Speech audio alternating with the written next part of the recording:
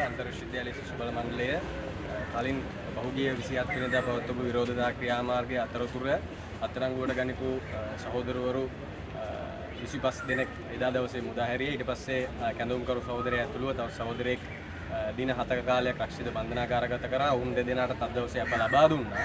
එතකොට දැන් මේ වෙලාවේ මේ සිදුවීම අපි මේ විරෝධතාවයේ සංවිධානය කරන්න හේතුන් ප්‍රධානතම කාරණය තමයි මේ මොහොත වෙද්දී සමසෞඛ්‍ය උපාධිධාරීන්ට නිදහස් අධ්‍යාපනය යටතේ රාජ්‍ය විශ්වවිද්‍යාල වලින් උපාධිය අවසන් කරන සමසෞඛ්‍ය උපාධිධාරීන්ට සහ සමසෞඛ්‍ය උපාධියට බරපතල ප්‍රශ්නයකට මුහුණ දෙන්න සිදු වෙලා තියෙනවා. ඒතර මේ සම්බන්ධව ආණ්ඩුවට අවධානය යොමු කරන්න මේවට නිසි උත්තර ලබා දෙන්න කියලා තමයි අපි මේ විරෝධතා ක්‍රියාමාර්ගය සංවිධානය කරන්නේ. හැබැයි මේ ආණ්ඩුව සුපුරුදු කලින් පැවතිච්ච ආණ්ඩුව වගේ මේකට ලබා දීපු උත්තරය තමයි රනිල් වික්‍රමසිංහලා ලබා දීපු උත්තරයම තමයි ලබා දුන්නේ. ඒ තමයි පොලිසිය ලව්වා විරෝධතාකරුවන්ට පහර දීලා ඔවුන්ව පුදලගෙන ගිහිල්ලා හිරේට දාන්න. ඒතකොට මේ වගේ උත්තරයක් තමයි මේ ආණ්ඩුව ලබා දුන්නේ.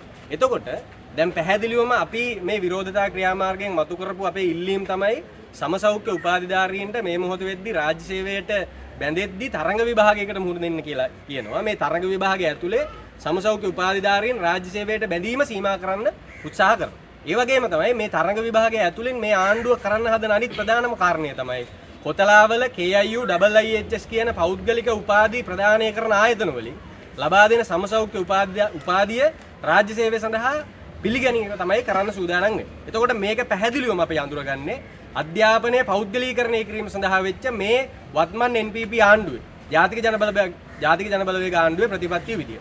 මොකද මේ ජාතික ජනබලවේග ආණ්ඩුව බලයට පත් වෙද්දී කිව්වේ නිදහස් අධ්‍යාපනයට අත්අඩු දෙන්න තමයි එයාලා බලයට පත් වෙන්නේ කියලා. හැබැයි දැන් මොකද්ද කරන්නේ? පැහැදිලිවම එයාලා මේ දීලා තියෙන්නේ සංඥාව.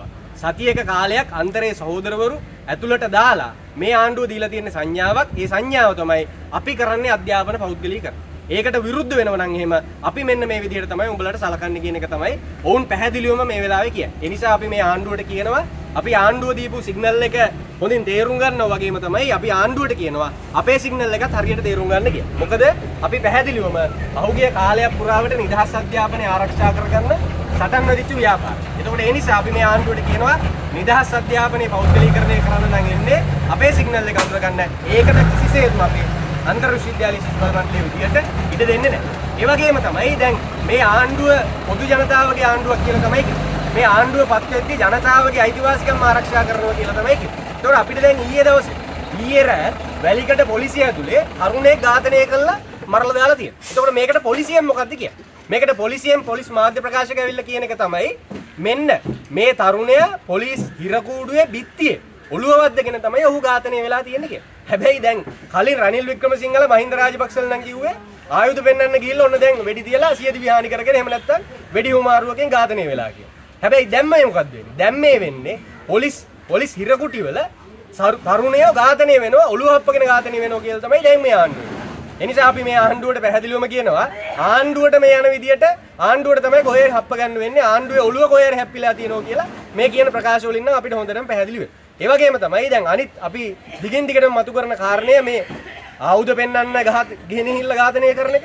ඒ වගේම තමයි පොලිස් සිරමැදිලි වල තරුණයෝ ඝාතනය කරන එක වහාම නතර කරන්න ඕනේ. මේ ආණ්ඩුව දේශපාලන එක්ක බද්ධ වෙලා කරන මේ පොලිසිය හමුදාවේ මර්ධනය වහාම නතර කරන්න ඕනේ. ඒ වගේම තමයි රටේ ජනතාව තරුණියෝ ඉල්ලන ඉල්ලීම් වලට නිශ්චිතව උත්තර ලබා දෙන්න ඕනි කියලා කියන්නේ. ඒ වගේම තමයි ශිෂ්‍යයෝ විදියට අපි දිගින් දිගටම කියන්නේ මේ සමසෞඛ්‍ය උපාධිධාරීන්ට තරඟ විභාගයකට මුහුණ දෙන්න කියලා ඔවුන් රාජ්‍ය සේවයට සීමා කරලා ඒ වගේම පෞද්ගලික අධ්‍යාපන ආයතන වලින් අධ්‍යාපනය ලබා ගන්න සහෝදර සහෝදරියන්ට රාජ්‍ය සේවයේ තව අවස්ථාවන් හදලා මේ කරන්න යන අධ්‍යාපන පෞද්ගලීකරණ වැඩපිළිවෙල වහම නතර කරන්න ඕනේ. අපි දිගින් දිගටම මේ ආණ්ඩුවට කියන කාරණය තමයි රැකියා විරහිත උපාධිධාරීන් ඔවුන් රැකියාවක් ඉල්ලලා උද්ඝෝෂණය